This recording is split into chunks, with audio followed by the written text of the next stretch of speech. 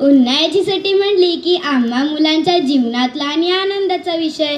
पण आता पावसाळा आहे की हिवाळा आणि हिवाळा आहे की उन्हाळा हेच समजत नाही. असो, उन्हाळ्याची सुट्टी म्हणली की समोर भरात मामाचं गाव, नुसता कल्लोळ, गमती जमती, दंगा, विनाकारण भांडण, धम्माल आणि साहस. हो, माझ्याही गोष्टीचे नाव आहे साहस. राजू बरोबर सर्वच मुलांनी मामाच्या गावी जाण्याचा हट्ट धरला. मामाचं गाव म्हणजे निसर्गाने नटलेलं, फळा फुलांनी बहरलेलं.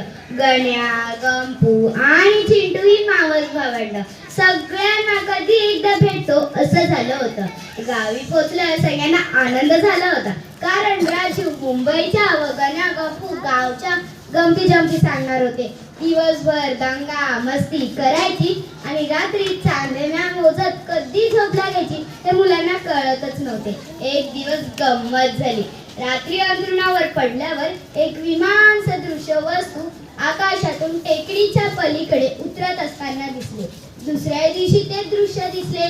त्याचे बाल मन विचार करू लागले, हे परग्रहावरचे विमान तर नसेल, तिथून जादू तर टेकडी पलीकडे उतरत नसेल. विचार आणि ते काहूर माजू लागली. दुसऱ्या दिवशी ही गोष्ट त्याने भावंडांना सांगितली. त्यावर घणा म्हणाला, अरे ते विमान नाही या, हेलिकॉप्टर असेल, मीही बघतो कधी कधी. त्यावर चिंटू म्हणाला, अरे तिथे खरंच जादू असेल तर. झाले.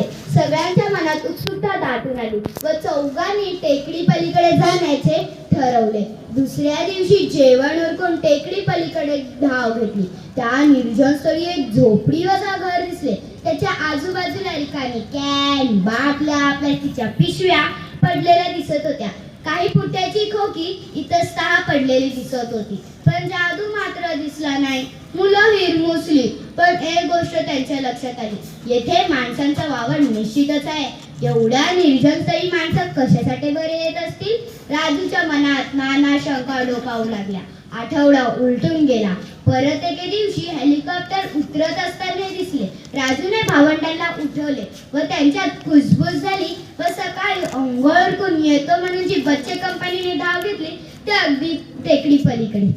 आज मात्र प्रत्यक्ष काही माणसं दिसली. ती थोड्या वेळानंतर जंगलात निघून गेली.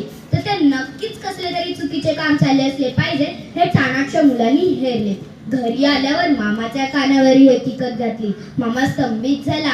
यात काही तथ्य असेल का? पण दुर्लक्ष करूनही चालणार नाही हे मामाच्या लक्षात आले. मामा व बच्चे लोक तेथे गेले. तेथे कोणीही नव्हते. पडलेल्या वस्तूंवरून मामालाही काळबेर दिसू लागले. जी अनोळखी लोक ज्या दिशेने जंगलात गेली होती त्या दिशेने मामा व बाल चमूक चालू लागले. 10 मिनिटांच्या अंतरावर त्यांना एक गोडाऊन दिसले. त्याला भले मोठे कुलूप होते. उंचावर एक खिडकी होती. खिडकीजवळच्या झाडावर लंबू टांग्यावर चढला व आत डोकावून पाहू लागला. आत भल्या मोठ्या पेट्या व पुठ्याचे खोके होते. सारी परिस्थिती पाहून काय करावे बरे? गावातील पोलिसांची मदत घ्यावी का? हा एक विचार करून पोलीस अधिकाऱ्यांना सर्व हकीकत सांगितली. जेव्हा हेलिकॉप्टर उतरेल तेव्हा धाड घालण्याचे पोलिसांनी ठरवले. त्या गोष्टीला 2 दिवस उलटून गेले. हेलिकॉप्टर मधून खोके उतरवण्याचे काम चालले होते आणि चक्क गावातील पाटलांचा मुलगा त्या अनोळख्या लोकांची पैशांची देवाणघेवाण करत होता.